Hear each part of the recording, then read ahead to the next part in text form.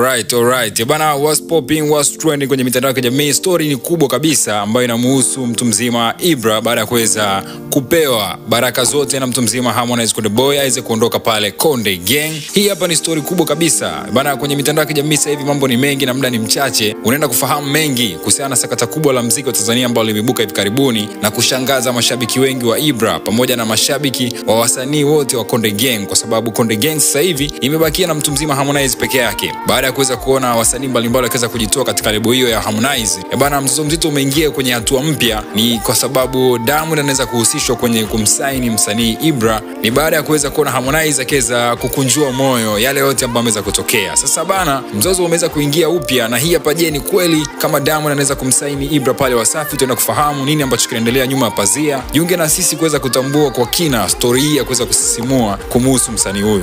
Hii ni Tem TV.